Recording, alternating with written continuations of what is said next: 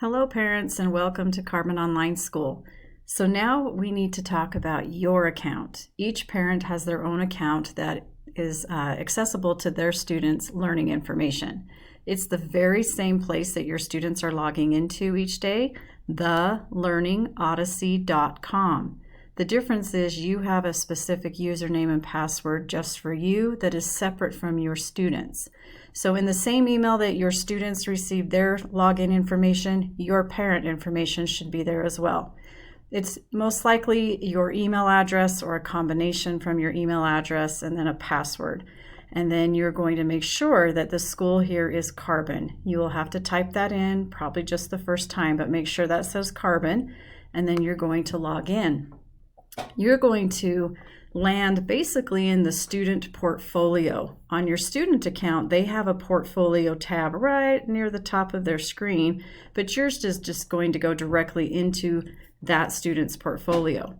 If you have more than one child in the system, you do have a separate login for each of those kids, so make sure you check the difference between them. There's no way to link students into one account.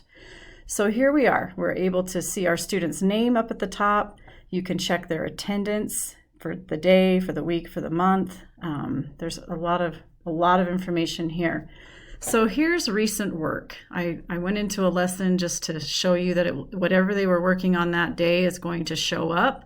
There is a handy little icon key here that will probably be your friend for a little while as you're trying to figure out the system. But you can see right here, according to the status of this assignment, down here, it is incomplete. So I've started it, it's not finished.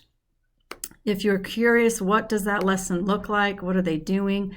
Go ahead and click on that link. You can see it's a hot link, and you can go ahead and watch some of that lesson and see what it is that they're doing if you're not around when they're doing it. The other thing is right here, this will show you what type of a lesson it is. When you go back to the key, you just find the code that works there. This is an actual scored learning activity. So if I would have continued into the lesson a little longer, I would have had some kind of a test attached to it, and you could go back in and actually see that test when it's scored or see the what was missed. So this is just showing you a quick snapshot of what was recently worked on, and this is going to be where you can see all kinds of assignments that are going to be assigned to your student. And do not get overwhelmed when you see this, because it could get rather long. And when you click on the details within those different assignment titles, you're going to see there's a lot of different tasks here. But it's just breaking down all of the lessons into its little parts so you can exactly see what they're doing, what that part of the lesson is going to look like. If it was a scored assignment, there will be a score here that you can click on, and it will take you back to the quiz so you can see what they're missing. This is showing you the status. I haven't even started those, that's why it's blank. But this is going to be a handy little place to see what's coming up or how have they done, and more specifics to their performance. In this tab we have reports, a really nice little feature. You can come over here and select either their attendance if you want to view how often they've been logging in, how long they're logging in when they're coming into the system, and the scores. So you can dial that down, and within those reports you can even print those off if you want, by subject, by time frames. So it's a quick view for you to see the progress that your student is making.